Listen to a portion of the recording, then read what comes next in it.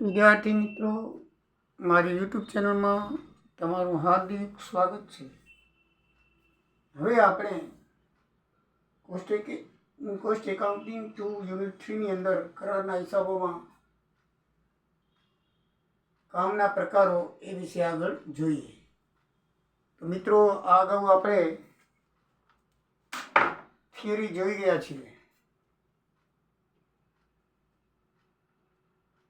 જેથી આગળ હવે છેલ્લે આપણે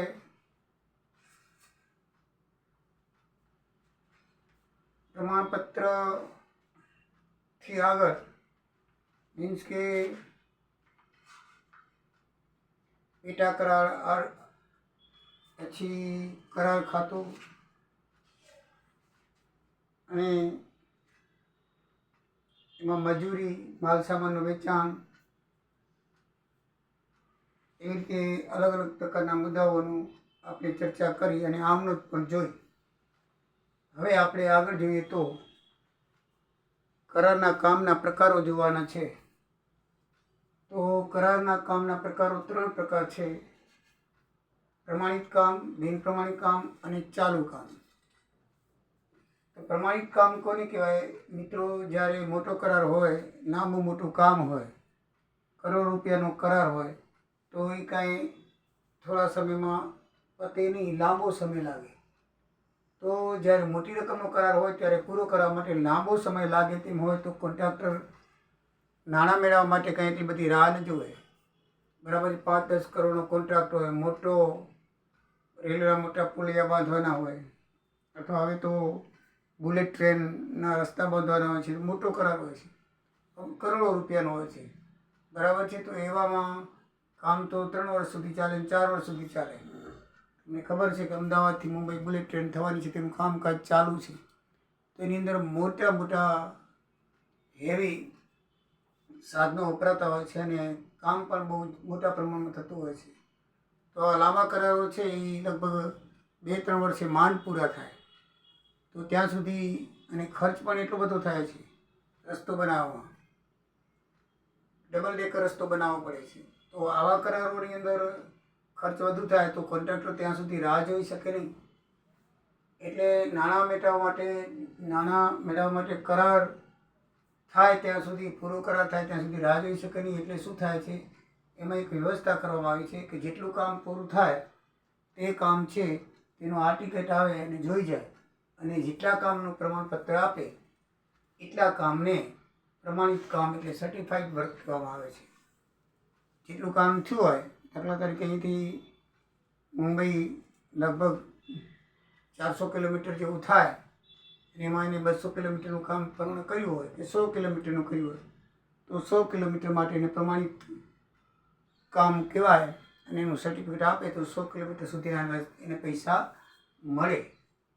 દાખલા તરીકે 4 લાખ રૂપિયાનું કોઈ કામ હોય અને 80% કામ થયું હોય, પરંતુ પ્રમાણપત્ર આમ તો 80% એટલે 3,20,000 થાય, પરંતુ પ્રમાણપત્ર એને 3 લાખનું આપે તો પ્રમાણિત કામ 3 લાખ જ ગણાય.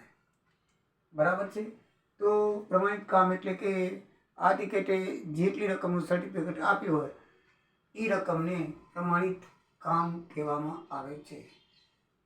બિન પ્રમાણિત કામ, તો બિન પ્રમાણિત કામ એટલે બાકીનું જે કામ છે જેને સર્ટિફિકેટ મળેલું નથી, તો થયેલ કામમાંથી પ્રમાણિત કામ બાદ કરો એને કહેવાય બિન પ્રમાણિત કામ.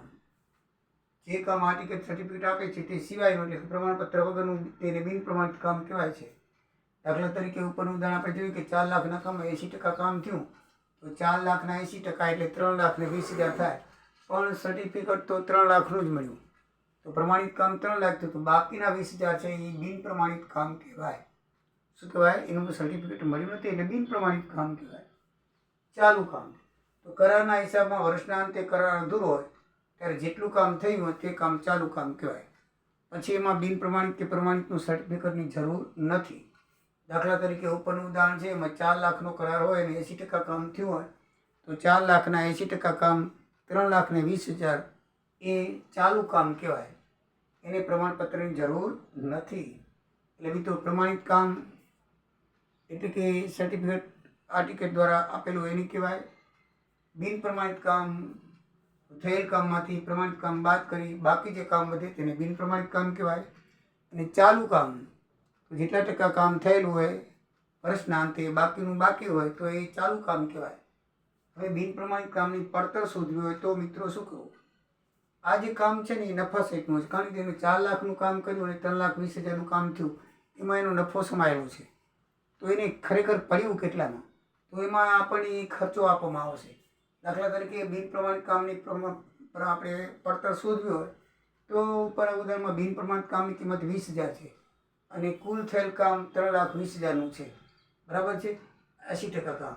હવે એને ખરેખર જો ખર્ચ 2,40,000નો થયો હોય આ કામમાં, તો એની પડતર કિંમત કેટલી? તો એમાં તમારી પડતર કિંમત શોધવી હોય તો થયેલ ખર્ચ ગુણ્યા બિન પ્રમાણિત કામ ભાગ્યા થયેલ કામ. થયેલ ખર્ચ છે 2,40,000 રૂપિયા, બિન પ્રમાણિત કામ 20,000 ભાગ્યા 3 લાખ થયેલ 80% કામ થયેલ કામ કહેવાય 3,20,000. તો એ 15,000 રૂપિયા એ પડતર થઈ. 20,000નું કામ છે, એમાં 15,000 ખર્ચ સાથે એને પડ્યું છે એટલે 5,000નો નફો એનો છે. એટલે આજે ની પડતર કિંમત શોધવા માટેનું સૂત્ર છે. બરાબર. હવે આગળ જોઈએ તો કરારની ચૂકવણી. તો કરારની ચૂકવણી મિત્રો કેવી રીતે કરવામાં આવે છે તે જોઈએ. કરાર આપના જે છે, કરાર આ ટિકિટનું કામ જેટલા પ્રમાણમાં કરાર આપનાર પૈસા ચૂકવે છે, આ ટિકિટનું કામ જેટલા પ્રમાણે સર્ટિફિકેટ આપે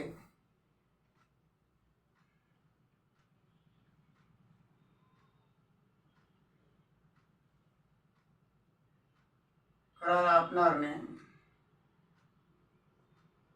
આ ટિકિટ કામનું જેટલા પ્રમાણમાં સર્ટિફિકેટ આપે તેના 80% કે 90% જેટલી રકમ કરાર આપનાર તરફથી કરાર લેનારને ચૂકવાય છે.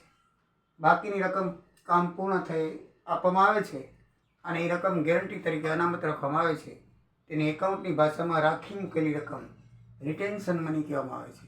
અટકાવેલી રકમ રિટેન્શન અટકાવું, રાખી મૂકવું, રિટેન્શન મની કહેવામાં આવે છે. શું કહેવામાં આવે છે? Retention money. બાકીની રકમ એ કામ પૂરું થઈ જાય પછી આપવામાં આવે છે. તો કરાર અધૂરો હોય તો મિત્રો કેટલાક કરાર મેં તમે જોયું બતાવ્યું કે ઘણા લાંબા હોય છે. તો કરાર પર પછી નફો કેવી રીતે ગણવો? તો એવી રીતે નફો ગણાતો નથી, કારણ કે ભવિષ્યમાં પછી ખોટી જાય. લાંબો કરાર આવે, પહેલું વર્ષનું કામ પૂરું થયું તમે નફા નુકસાન ખાતે લઈ જાઓ તો એ યોગ્ય નથી. તો આપણે નફો કેટલો અને કેવી રીતે લઈ જવો તેના આ 3 સૂત્ર છે. એમાં તમારે નીચેની બાબત ધ્યાનમાં રાખવાની હોય, કારણ કે આપણે પહેલા વર્ષનું કામ પૂરું કર્યું તો એમાં માલ સામાન કેટલો વપરાણો, પ્રમાણિત બિન પ્રમાણિત કેટલું હતું એ તો આવી જાય. પણ વચ્ચેના વર્ષનું શું થાય? 4 વર્ષનો કરાર હોય અને વચ્ચે એક વર્ષ થઈને તમે નફા નુકસાન ખાતે લઈ ગયા તો મિત્રો બાકીના વચ્ચેના 2-3 વર્ષ છે એમાં કેટલું પ્રમાણિત કામ હોય, કેટલું બિન પ્રમાણિત કામ હોય, કેટલો માલ સામાન વપરાયો, કેટલી મજૂરી ગઈ હોય, તો એ બધું છે ને યોગ્ય રીતે આપણે એને પ્રમાણિત કરી શકતા નથી, એટલે યોગ્ય રીતે ન્યાય આપી શકતા નથી. એટલા માટે આ રીતે એનો નફો ગણવામાં આવે છે. જો 25%થી ઓછું કામ થયું હોય તો કોઈ નફો ધ્યાનમાં ન લેવો. 25%થી ઓછું કામ દાખલામાં બતાવેલું હોય અને ચાલુ કામનો તમારે ચૂકવણી દર્શાવવાની હોય તો કોઈ નફો ધ્યાનમાં લેવાનો નહીં. 25%થી 75% સુધી થયેલું હોય તો આ સૂત્રવાળું કુલ નફો તે થાય એને 2/3 ગુણી રોકડ જેટલી મળી ભાગ્યા પ્રમાણિત કામ, આ સૂત્ર તમારે શોધવું પડે. અને જો 75%થી ઉપર થાય તો અંદાજિત નફો ગુણ્યા પ્રમાણિત કામ અને કરાર ભાગ્યા કરાર કિંમત, આ સૂત્રથી નફો તમારે ગણવો પડે. તો નફો ગણવાની રીત છે. 25%થી ઓછું કામ થયું તો કોઈ નફો ધ્યાનમાં નહીં લેવાનો. 25 થી 75 વચ્ચે થયું હોય તો આ સૂત્ર આપ્યું છે 2/3 એ પ્રમાણે ગણવાનું. અને 75%થી ઉપર કામ થયું હોય તો અંદાજિત નફો ગુણ્યા પ્રમાણિત કામ ભાગ્યા કરાર કિંમત, આ સૂત્રથી નફો ગણવો જોઈએ. મિત્રો લગભગ થિયરી મેં તમને સમજાવી દીધી. હવે નેક્સ્ટ વિડીયોથી દાખલા શરૂ કરવામાં આવશે. તો બાકી થોડી ઘણી કાંઈ રહી જતી હશે તો દાખલાની સમજૂતીમાં એ આવશે ત્યારે હું તમને સમજાવીશ. તો હવેથી નેક્સ્ટ વિડીયોમાં દાખલા શરૂ થશે. તો મિત્રો મારો વિડીયો જોજો અને તમારા મિત્રોને ફોરવર્ડ કરજો. જય સિયારામ, જય દ્વારિકાધીશ.